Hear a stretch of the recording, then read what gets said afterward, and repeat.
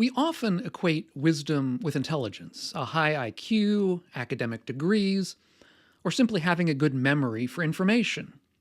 But the Buddha had a radically different understanding. So in this video, what we're going to do is explore how the Buddha redefined wisdom as something much deeper than these kinds of worldly successes. In one sutta in the Pali tradition, the Buddha has a discussion with the Brahmin Vasakkara, chief minister of Magadha, about the qualities of a person with great wisdom. This discussion contrasts two very different views of what wisdom really is. Vasakkara begins by outlining a, quote, great person with great wisdom as having four key qualities. First, they're very learned in diverse fields of learning. Second, they understand the meaning of diverse statements, saying, this is what that statement means.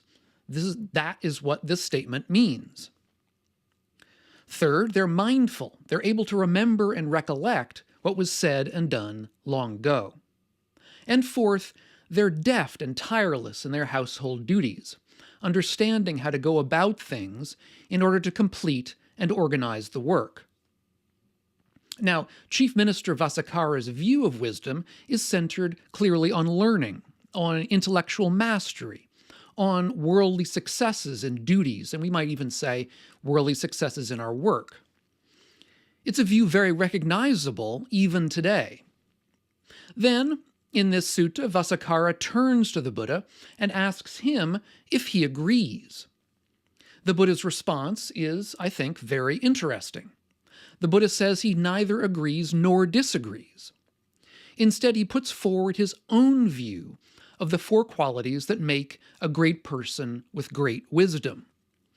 The Buddha says, first, it's when someone practices for the welfare and happiness of the people.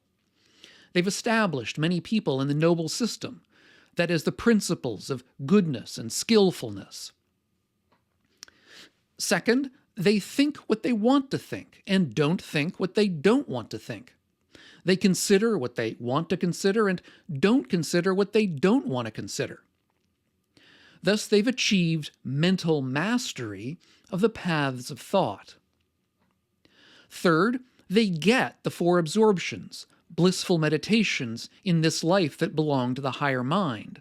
These are known as jhanas. They get them when they want, without trouble or difficulty.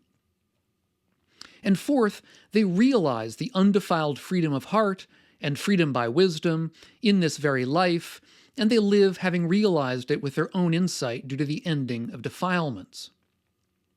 Now, I think we can see this is a very different understanding of wisdom than that of Vasakkara. In this discourse, the Buddha shifts the focus of wisdom away from what we might say is external knowledge or external abilities towards something more internal, ethics, and an internal kind of transformation. That is, in the Buddha's view, true wisdom isn't about knowing facts, it's about knowing what leads to happiness and freedom from suffering. True wisdom, therefore, isn't so much about being successful in our duties as it is about helping others to become better and happier people. True wisdom isn't about having a great compendious memory of what happened in the past, but rather it's about mental mastery and focus. Focus on here and now. And I'm going to talk about that in a moment. This is wisdom understood as a kind of practical skill. That is the skill of living well and of guiding others to do the same. It's not an intellectual nor a scholarly achievement. And importantly, this kind of wisdom is not limited or open only to monastics. Even the householder Chitta was considered wise. I did a video about that in the past. He was considered wise enough, in fact, the Buddha called him a standard and measure for lay disciples, just as the Buddha's disciple Sariputta, who was considered the foremost in wisdom among his disciples, was a standard and measure for monastics. Now, what about this mental mastery, this idea of mental mastery? In one early sutta, the Buddha talks about a time before he was enlightened, when he became aware that his thoughts could be divided into two key types. One sort of thought was, as he says, sensual, malicious, and cruel. It blocked wisdom. And I think we can all be somewhat familiar with these kinds of thoughts. The other sort of thought was of renunciation, of goodwill, and of harmlessness. And the Buddha to be, that is the Bodhisattva at the time, determined to give up and eliminate the first sort of thoughts and to cultivate the second sort. And this was, in a way, the beginning of his real practice towards enlightenment. So what does this distinction teach us? It teaches us that the wise person knows how to restrain and refocus their thoughts on those things that are most beneficial.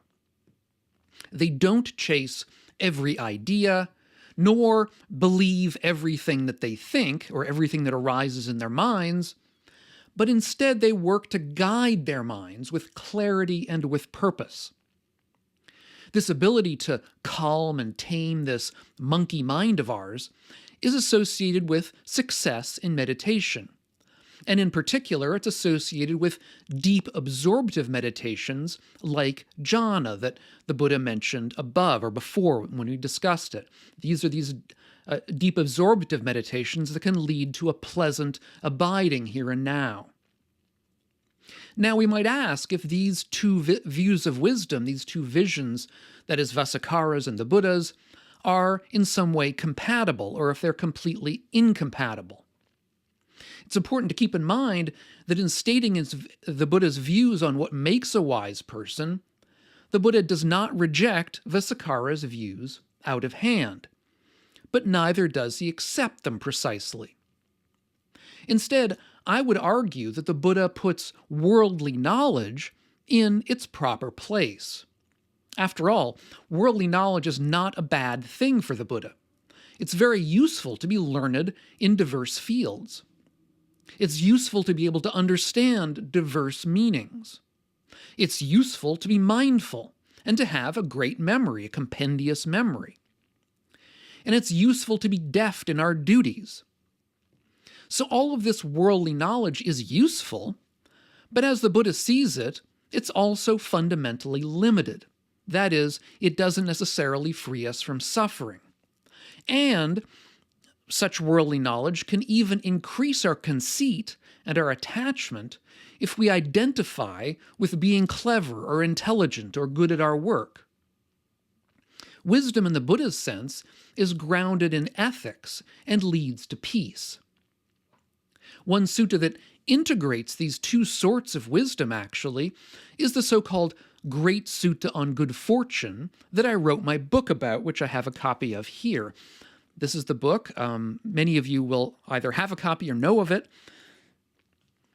This sutta that I wrote my book about and included a translation which is largely derived from Bhikkhu Bodhi's earlier translation. This sutta provides a fully integrated path for achieving what we might call good fortune or true benefit in our lives. It begins with such worldly wise practices as being educated, being disciplined, having training, and having an honest occupation. And it ends up with our seeing of the noble truths and realization of enlightenment.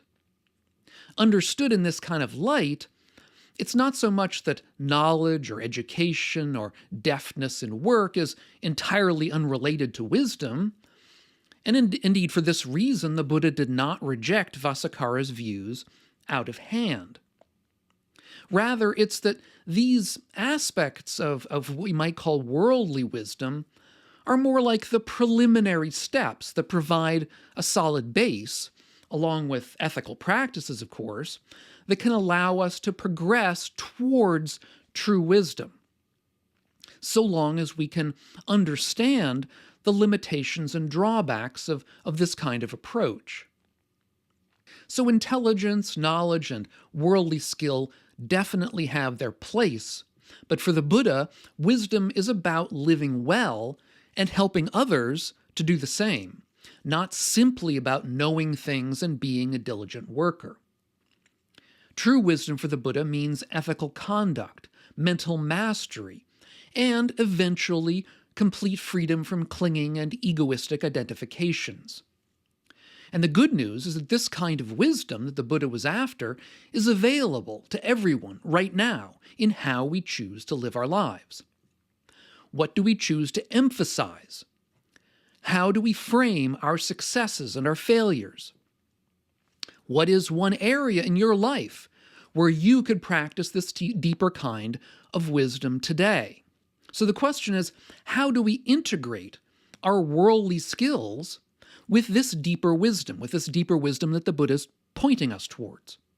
One of the best roadmaps, as I've said, is the great Sutta on Good Fortune. And I discuss this integrated path in my video, which references my book. The video is called Finding Our Good Fortune in Early Buddhism, and I suggest you take a look at it right now. It's on the screen as we speak. If you're getting something out of these videos, of this approach of mine, consider taking a look at my Patreon page, which is linked up here on the screen and down below in the notes, and see if you want to help support the channel and the work that I'm doing here. Thanks for watching, and we'll catch you in the next video. And meanwhile, all of you, be well.